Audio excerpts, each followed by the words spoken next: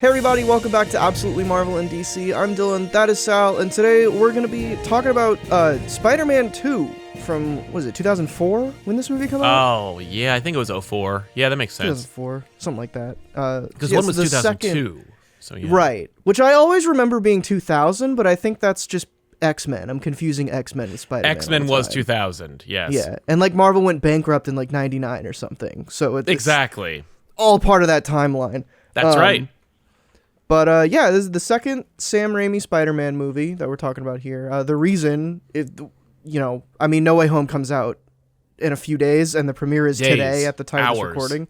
So, yes. Obviously, we're talking about this too because Doc Ock's in it, and the whole thing with No Way Home. I don't know. I haven't seen the trailers, but I know he's in it. So he is in it.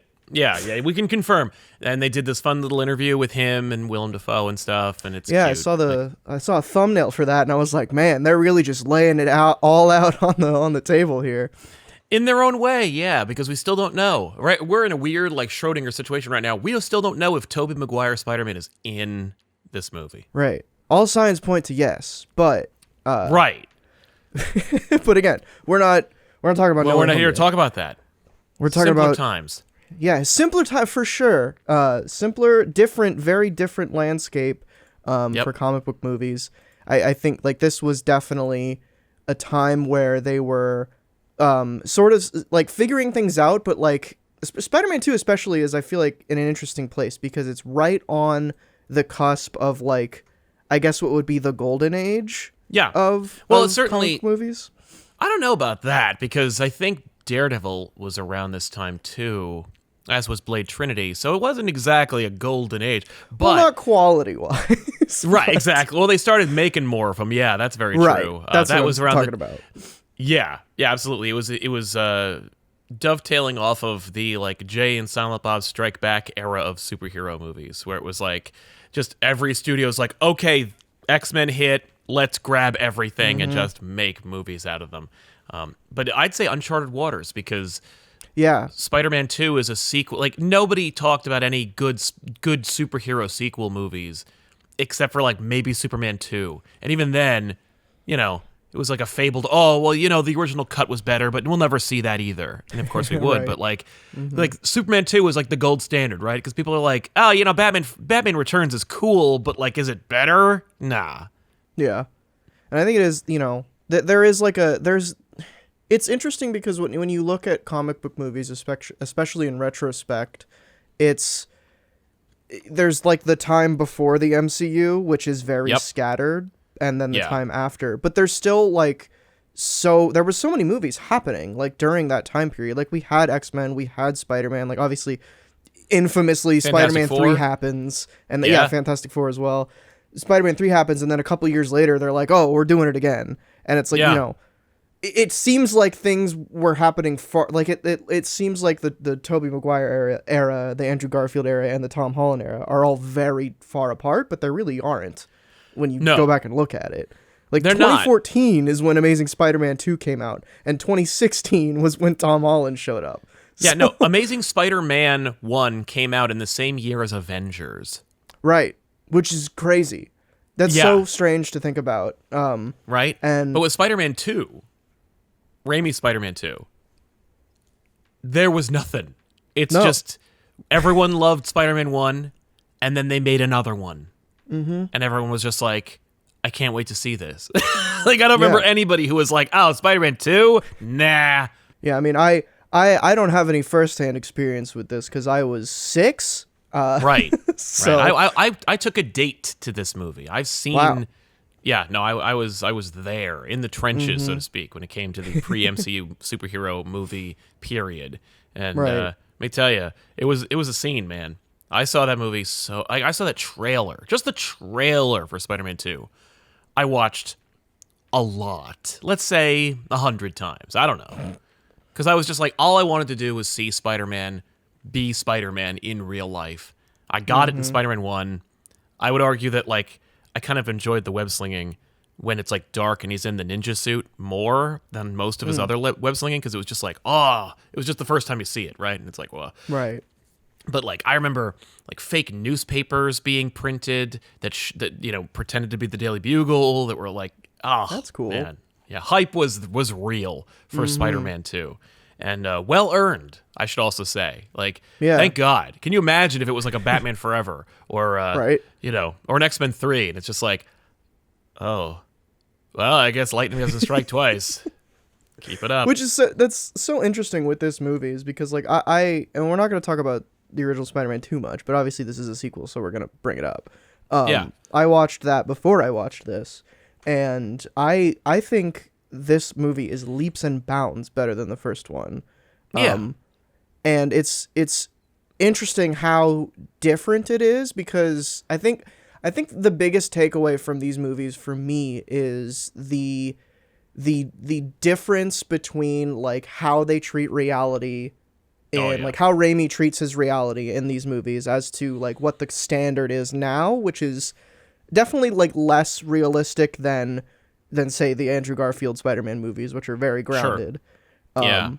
But not as goofy as these movies, which are like, Green Goblin in like an old lady Power Ranger outfit. suit. Oh yeah. Yeah, exactly. Yeah, no, I mean it's hyper reality. Like Sam Raimi's reality is like it's an idyllic. I think that the Hollywood people would probably call it a comic booky. I don't know if I'd argue that because I feel like Marvel is a pretty scary place in the comics.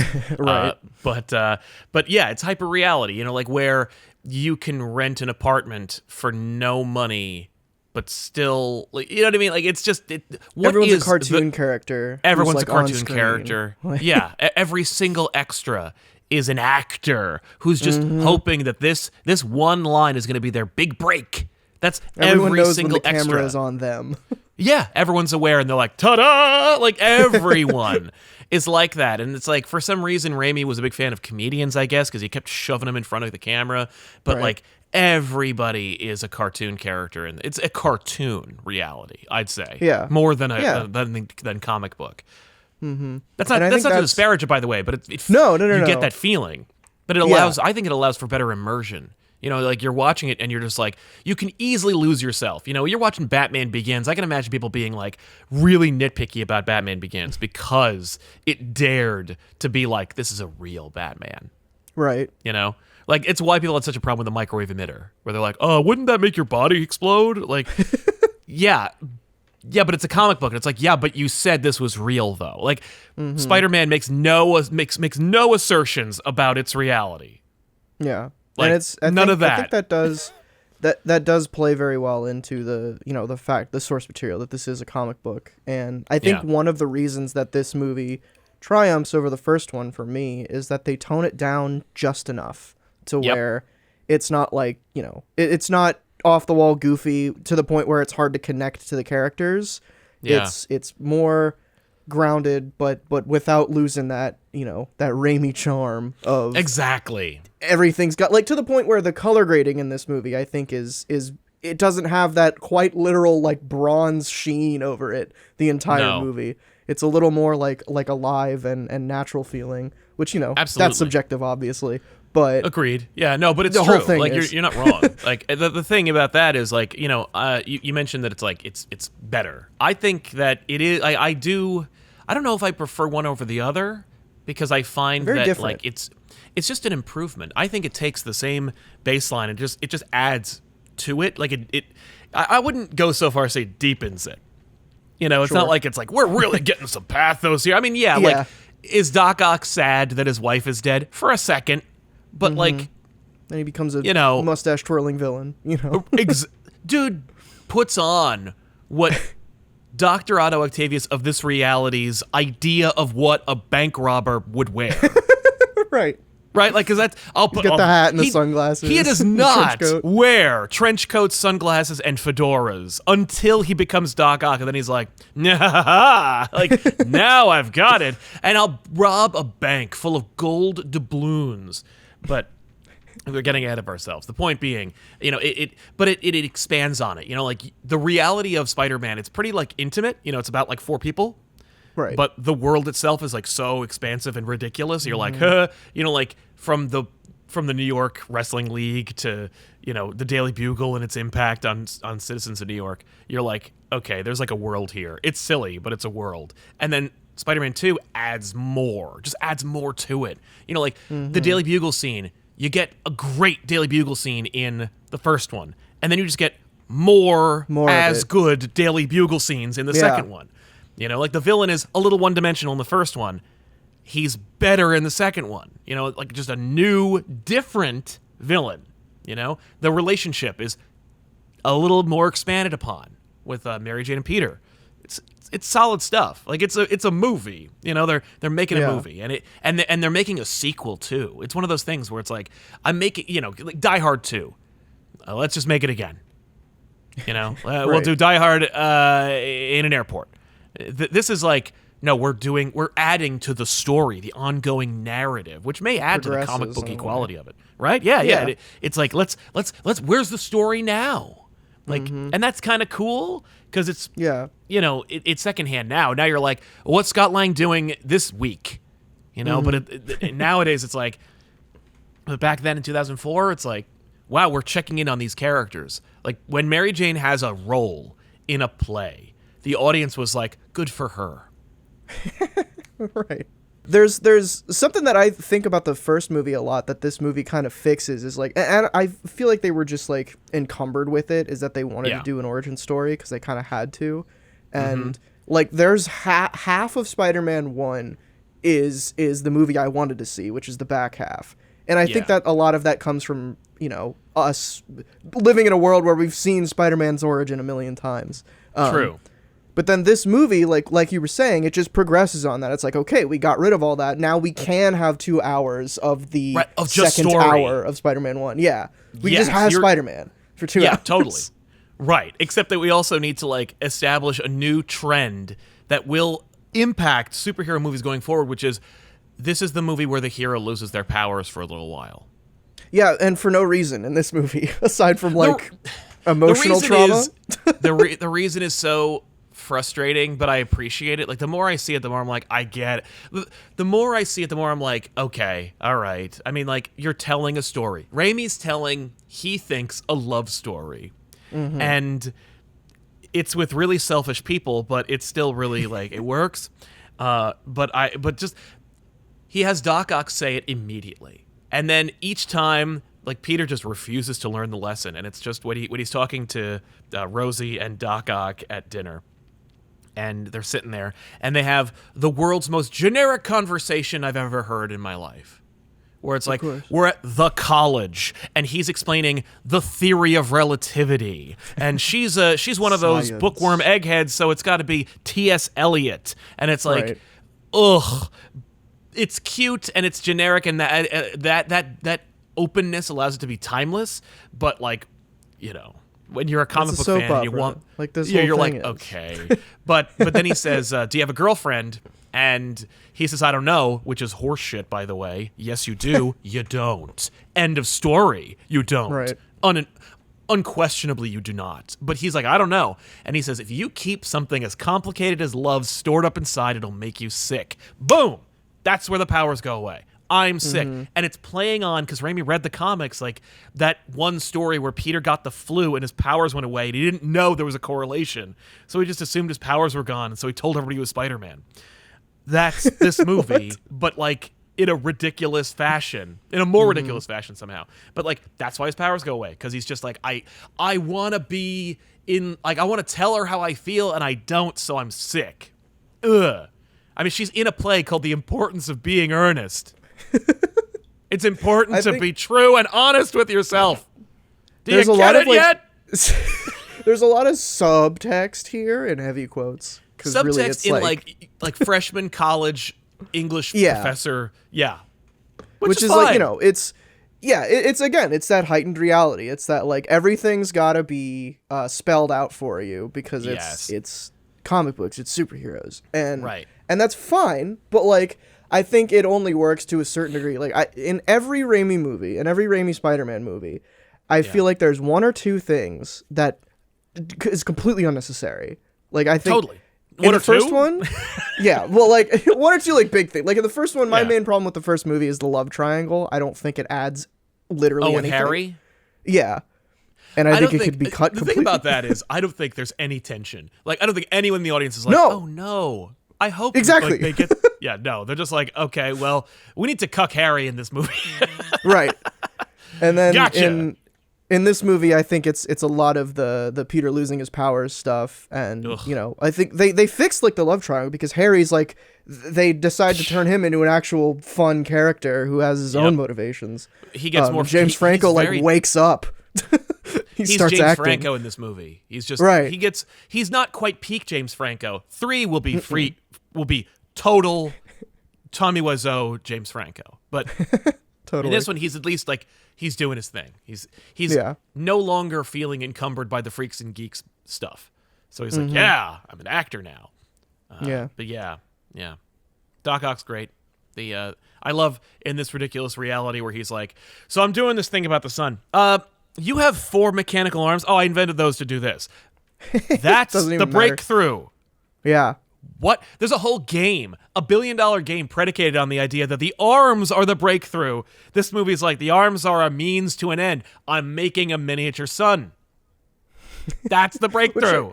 I love that just because it's so, like, you know, the movie is very much like things just happen. Like, everything is happenstance. Like, there are consequences to actions, and Otto is just like, you know, it's, of course, every villain, hubris, blah, blah, blah. Yeah, he just makes this thing, doesn't think about it at all, and, you know, tries to harness the power of a sun inside of an apartment, basically. And everything goes up in flames, because of course it would. That's right. Of course. But, no, it's there's a lot there's a lot of Raimi-isms in this movie that make it like, okay, Sam. There's a scene where Doc Ock is scaling up the side of the building, and we spend 25 minutes with this girl who's on the phone in the office, and she's like on the phone, and she's like, wait a second, hang on a minute. And then she just screams at the camera 10 times. Yes. I would not recommend this as a drinking game, but just keep an eye out for how many times a woman screams in this movie. Oh, true. It's more than a few. Yeah. 100%. I'm pretty sure most of Spider-Man 3, Mary Jane's lines of dialogue are just screaming. There's a lot of screaming in these movies. I feel bad. I remember watching Spider-Man 3 and Spider-Man 2, but when Spider-Man 1 came out and being like aware of these movies and these actors being interviewed in things like Wizard Magazine, and seeing Mary Jane or Kirsten Dunst being interviewed and her being like, I really like want my character. I've read the comics and I know Mary Jane is like a strong, independent woman, and like she's almost never kidnapped, and I kind of really want, like, you know, we did the damsel in distress in the first movie. Let's move on from there. And I'm like, you never do. You're always screaming. Like, she was trying to get ahead of it in the first movie, and she never stops. Mm-hmm. Like, I remember that in Spider-Man 2, there's that scene at the end where she grabs a piece of wood. She's going to hit Doc Ock with it.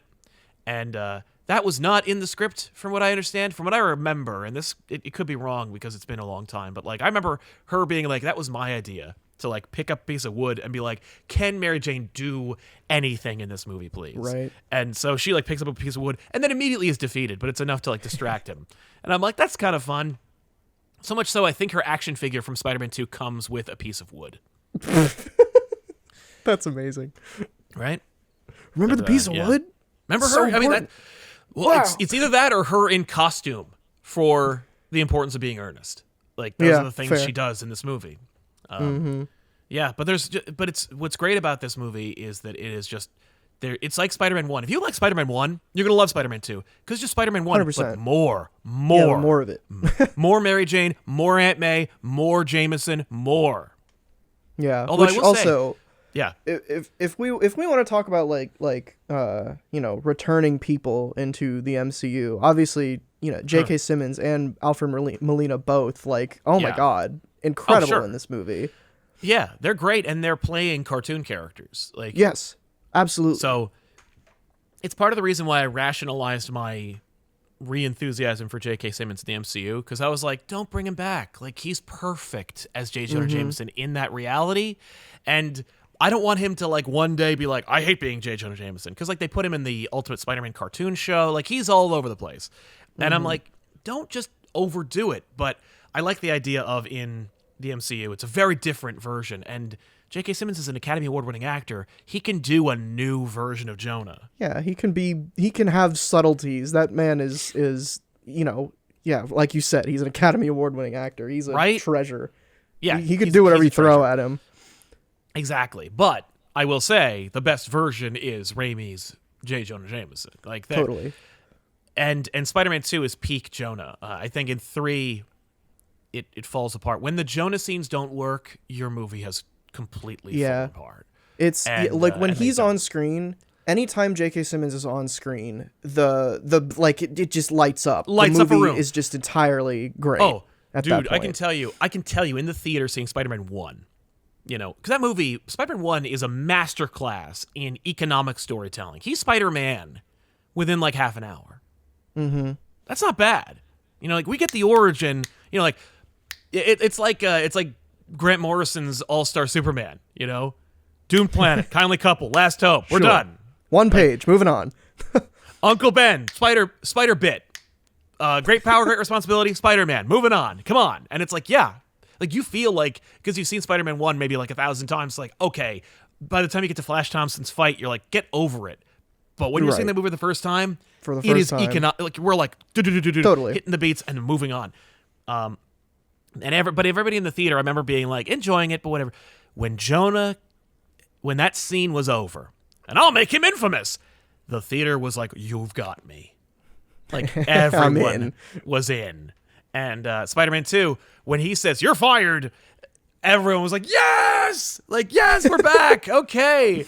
And please spend more time. And then this is the first movie where he calls Betty Brant her name instead of the girl. Which also, every time I see Elizabeth Banks in that wig, I forget that that's her. Every time it shows up, I'm like, oh God, right. It's weird casting. I think that's probably I think it's great casting. I think she was strange amazing. to me. It was so great because she's supposed to be a little older than Peter, and like, I don't know. When she was in that, I'm like, holy shit. That wig though, that is comic books. That's what Betty Brant looks like. Oh, totally. Got to put the actor in the Betty Brant wig. I mean, like Jonah's wearing a wig. That's a wig.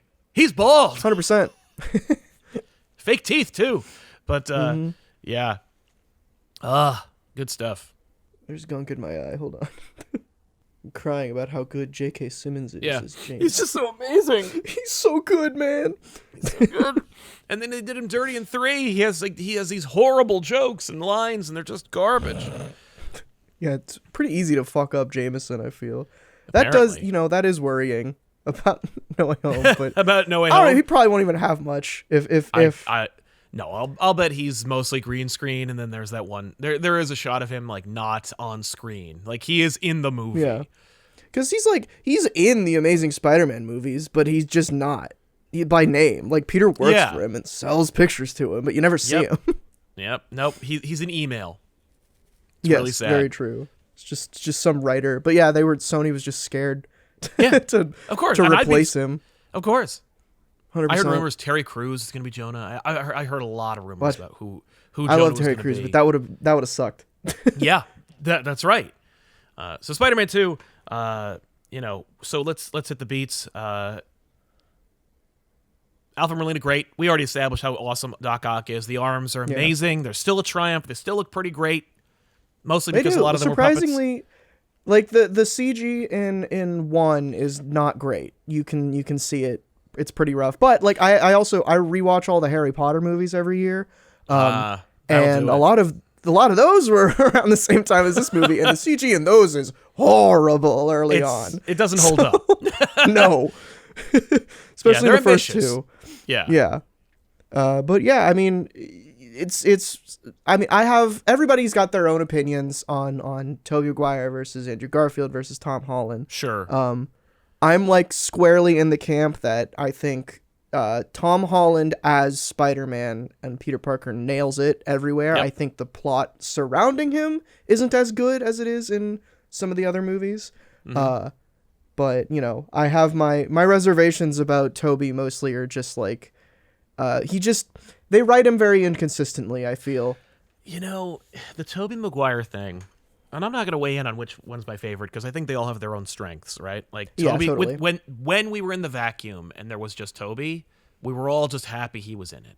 Like, we were all just happy it was him. Happy to see Spider-Man. Happy to see Spider-Man, and if you're Spider-Man, I guess that's that. Although, Jake Gyllenhaal was almost Spider-Man in Spider-Man 2. Like, literally 2. He made... Maguire does 1. This is the whole back thing, right? The whole little Seabiscuit, I hurt my back. Maybe it's a negotiation tactic. Maybe it isn't, kind of thing. But yeah, apparently, we almost got Jake Gyllenhaal, which would have been weird too, because he's also eccentric and like would have gone in weird places. Who knows? But Maguire's Spider-Man is interesting because in the MCU, most of your protagonists they're funny, they're clever, they're buff, they're hegemonous. There's a lot of similarities between across from them. And if they're jerks, it's because you perceive them to be one because you don't like smart alecky people. Tobey Maguire's Spider-Man is a human being who is mostly a jackass. And they're not afraid to make him one, which I'm like he's a jackass. Like, he's a hard-headed nerd who refuses to learn things about being human. Right. And it's that's kind of cool. Like, it's interesting. Kind of cool that they let him be wrong, or they let him screw up so much. Like Peter in the comics is very obviously it depends on the writer, but a lot of the time I feel he came up with a term for how much his life sucks. He blames it all on the Parker look, and it's for how much he talks about responsibility, and that's his whole friggin' thing. He's pretty irresponsible. Yeah. So especially during his college interesting. Years.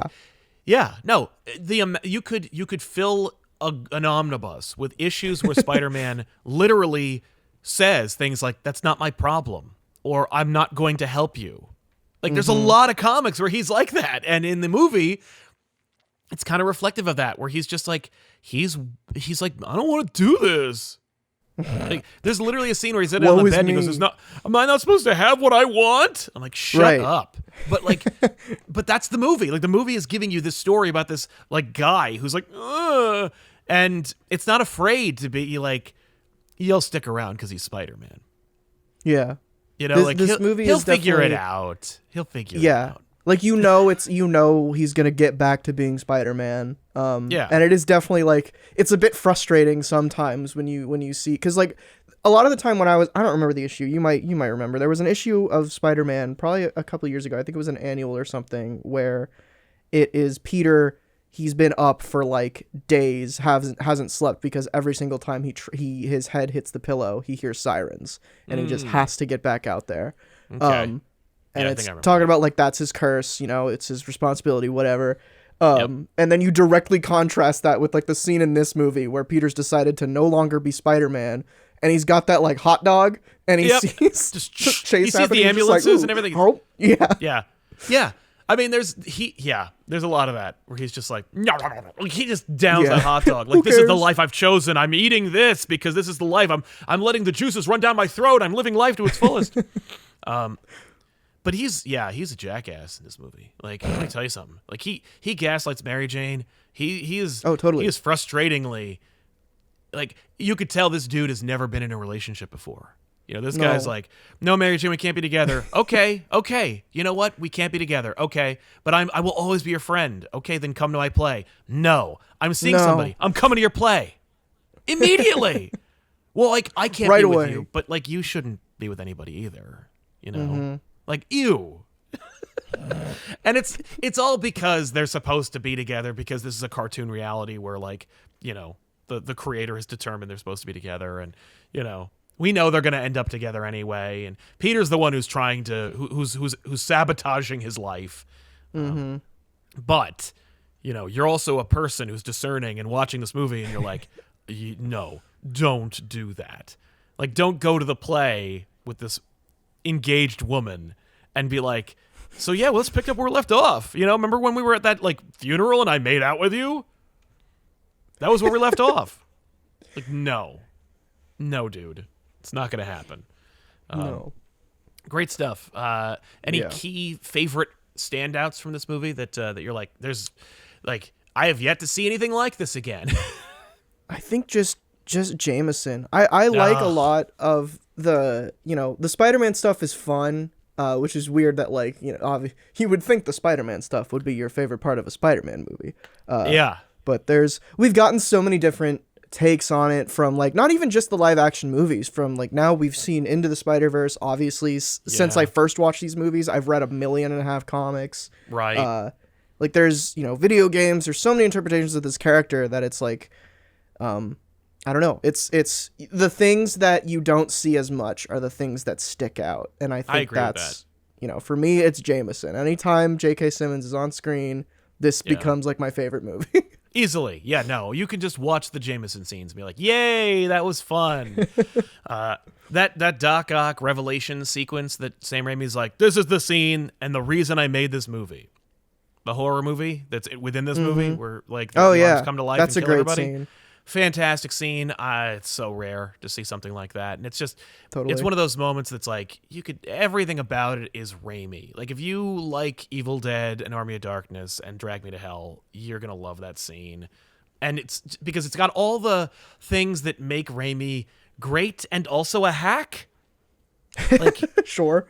Like he chose that line for sure. He does. But it's fun. It makes it this joyous kind of like debaucherous experience watching Raimi movies where like everyone in the scene is wearing masks. So he chooses the main doctor to have the most brilliant blue eyes I've ever seen on a human being in my life.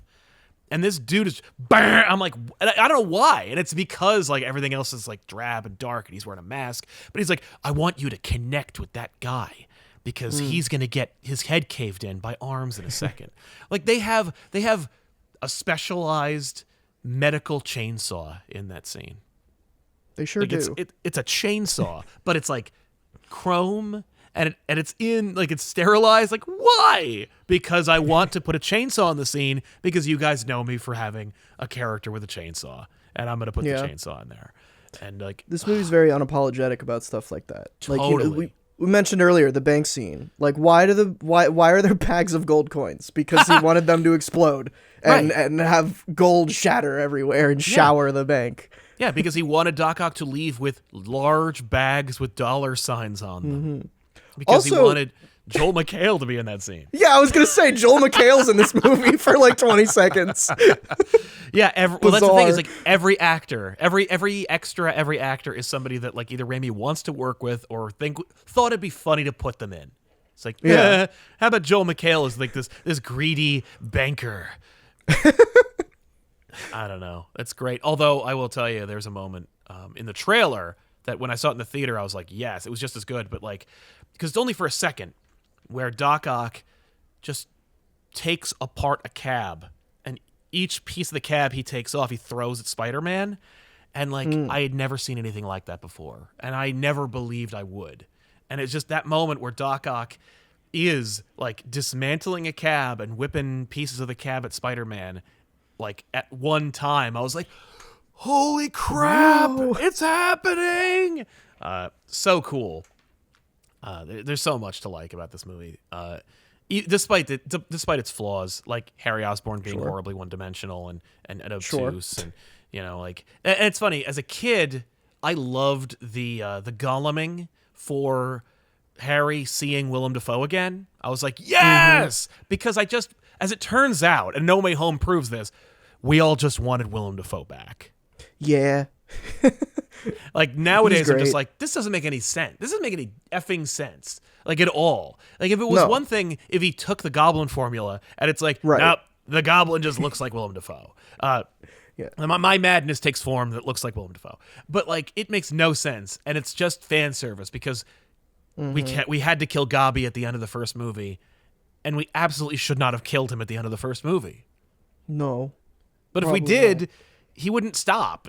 You'd have to do the amnesia plot, which is hilarious because I know people were like, with Spider-Man 3, they're like, amnesia? And I'm like, that's usually what they do with the Green Goblin. Yeah, they do that a lot. Again, it's a soap opera.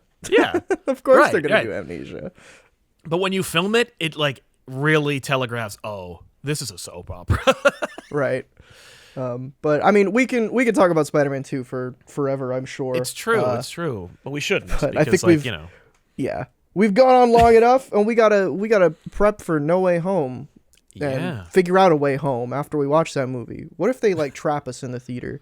That wouldn't be good. Viral marketing. Right? Now you have no way home. What?